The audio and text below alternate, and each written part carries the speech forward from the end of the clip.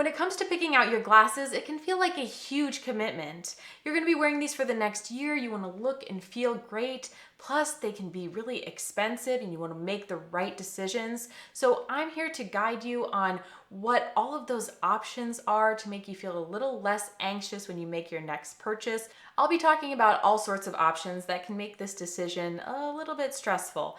So let's take a closer look.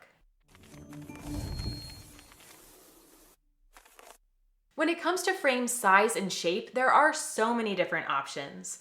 Back when I was in optometry school, I worked as an optician, and though they say you should choose the frame shape based on the shape of your face, I always felt like you should choose which one makes you feel great. That being said, the prescription of the glasses can really change how the glasses look and feel. When you see frames on display, they usually have plano lenses in them, which means they don't have a prescription, which makes all of the frames look appealing. But once the glasses prescription is put into that frame, it can sometimes change the aesthetic and comfort of the glasses. Smaller frames tend to work better for myopic and astigmatic prescriptions, and larger frames tend to work better for hyperopic prescriptions as long as there's not too much astigmatism. But why? All lenses start out as a huge lens blank. Myopic lenses are thin in the center and thicker out at the edges. So the closer that lens blank is cut towards the edge of it, the thicker that edge is going to be. Thus, smaller frames tend to look a little bit better and feel better because they'll also be lighter. Hyperopic lenses are the opposite. They are thicker in the center and thinner out at the edges. So the closer you get to the edge, the thinner that lens is going to be at the edge where it fits into the frame.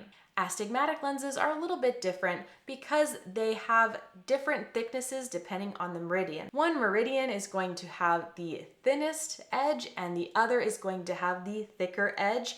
And having a larger frame will make that differential a little bit more obvious between the two. So this is why a smaller frame is usually better for high levels of astigmatism. For lower levels of astigmatism, there's not going to be too much of a difference between this edge thickness, and it probably isn't too much of a concern. If astigmatism is high, a smaller frame is going to help to decrease distortion at the edge of the vision. These edge issues are going to be further amplified the higher the prescription is. With a relatively low prescription, you can probably get away with choosing any frame. If you don't know what type of prescription you have, I made a whole guide about that you can check out, linked in the description. For those with add powers in their prescription, those usually aged around 40 and up, or for some younger who may be being treated for certain eye conditions, it's really important that you leave enough room in the glasses for the add power. Looking straight ahead in a lens is the distance prescription, and the add power is going to be down below. And so you really need to make sure that you don't choose a really vertically narrow frame. Otherwise, that add power is actually going to get cut off and you'll be missing some areas that are really important for proper vision up close. It's important to pick a frame that fits you properly because the center of the lens needs to be lined up with the center of your pupil. If, for example, you choose frames that are too wide for your face, this is going to need to be cut way off center in order to get these areas lined up, and the edge of that lens is going to be extremely thick and heavy, and things just aren't going to look right. You also have to make sure you don't choose something that's too narrow. You don't want any glasses to be too loose and falling off your face, but you also don't want them to be too tight and pushing on your temples. Many love the rimless frame styles, and for these, you'll likely be offered an edge polish, which will make the edges of those lenses look more smooth and cosmetically appealing. Also, if you have a really high prescription that's likely to significantly stick out from the edge of a frame, a lens edge polish is likely to make that more cosmetically appealing as well. If you do happen to have a high prescription, the lens material chosen can make a big difference in the weight and thickness of the lens. The general rule is the higher the index of refraction of the lens material, the thinner and lighter the lens will be. So if you have a higher prescription, you're likely better off having a higher index material. If you have a low prescription, you do usually have the option to get a higher index material just to have lighter and thinner lenses, but if your prescription's really small, You can't get a lens that's too thin, otherwise it's not going to fit properly into the groove of the frame. There are some other things to take into consideration here, like lens durability. Polycarbonate and Tribex lenses are more impact resistant, so these may be prescribed for people who need them for the safety glasses prescription, or for someone who only has one eye or only one eye with good vision. Polycarbonate lenses can give some people a fishbowl effect where it feels like their peripheral vision is a little bit distorted. And so the Tribex material is a great alternative because it has better optical clarity. However, it tends to be a little bit more expensive.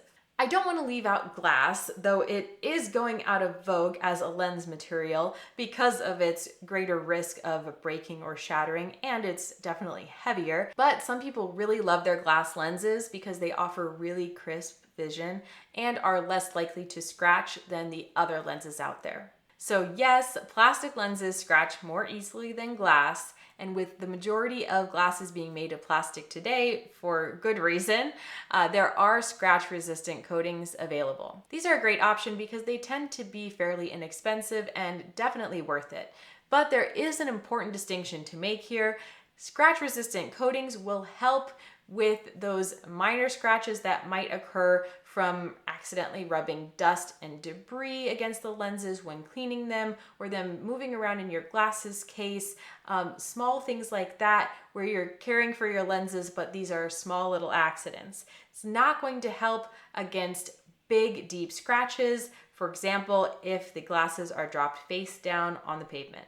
Scratch-resistant coatings are often included as a part of anti-reflective coatings. So if you're getting an anti-reflective coating that already has a scratch-resistant coating on it, you don't also need to get another scratch-resistant coating on top of that. Anti-reflective coatings are great because they help to reduce glare, improve clarity of vision, which can all help with reducing eye strain. This can be most beneficial in instances with bright lights, like headlights, street lights, sunlight, screens. They also improve the aesthetics of the lenses, making your eyes more visible to others and reducing reflections off of those glasses. If you've ever seen a photo where someone's glasses are shining back bright white and you can't see their eyes, they did not have an anti-reflective coating on their glasses. You can tell if you have an anti-reflective coating by holding them at certain angles against the light, and you'll likely see a greenish or purplish reflection coming back. There are a wide variety of anti-reflective coatings available. Some are a little bit better than others at achieving the aforementioned benefits. The main downside to anti-reflective coatings is that they do tend to be a bit pricey, so having various options of coatings available may help someone to find the right compromise between the amount of anti-reflection and the right price.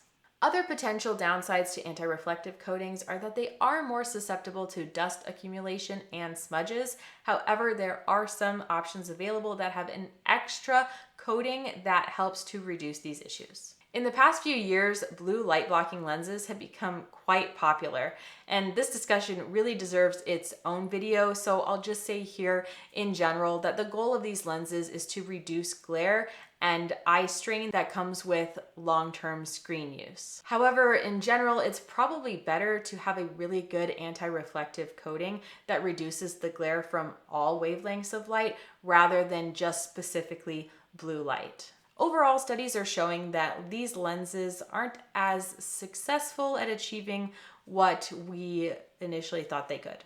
Lenses can be tinted various colors and can be uniform or gradient. And this can be done for personal aesthetic reasons or may serve a purpose to reduce glare or increase contrast for those with certain eye conditions or vision loss. A lot of people refer to photochromic lenses as transition lenses because the name transition has become synonymous with lenses that get dark when you go outside.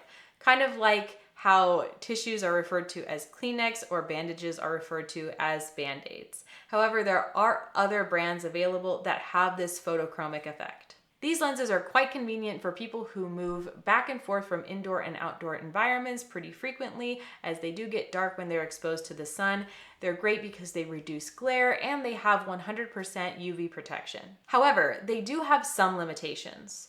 Photochromic lenses do not get as dark as sunglasses, though the newer models do get darker than earlier versions. They can take a few minutes to get clear, and some may not get fully clear indoors, sometimes retaining a slightly gray or yellowish tint. Additionally, they may not darken as much while driving because the windshield blocks UV rays, which trigger the darkening process. Speaking of UV protection, that's an important thing to consider when choosing your lens material. Polycarbonate, Trivex, and most high index lens materials have UV protection in them, whereas glass and other plastic materials do not. If a lens doesn't already have UV protection, UV protective coatings may be added.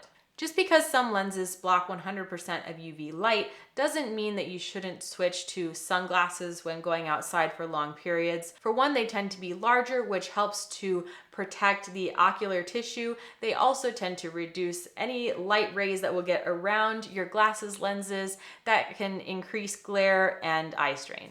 Ultimately, based on your exact prescriptions and needs for your glasses, an optician will likely guide you for what is going to work best for you. They may even recommend aspheric lenses, which are thinner, lighter, and reduce peripheral distortions that can cause that fishbowl effect. These aspheric lenses are particularly helpful for those with higher prescriptions.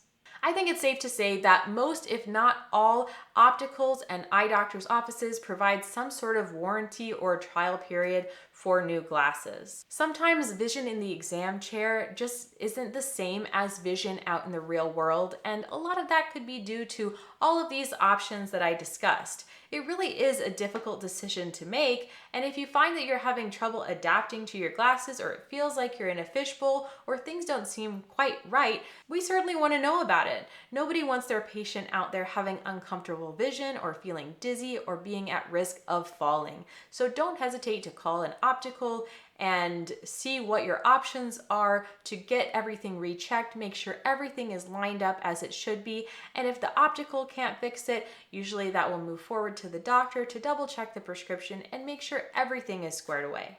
Ultimately, your eye doctor and/or optician will provide you with recommendations based on your personal visual needs, daily activities, prescription, and frame choice. Discussing your concerns and visual desires with them is the best way to ensure you are receiving the best possible product for correcting your vision. I hope this helps for the next time you go to get a new prescription and glasses. Don't hesitate to ask questions and learn about the process and options, or to even call and follow up if your vision doesn't seem quite like it should be.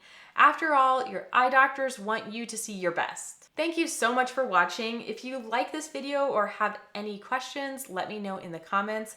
I want to make videos that help to answer your eye and vision questions and make you more comfortable at your next eye appointment. I will see you next time right over here.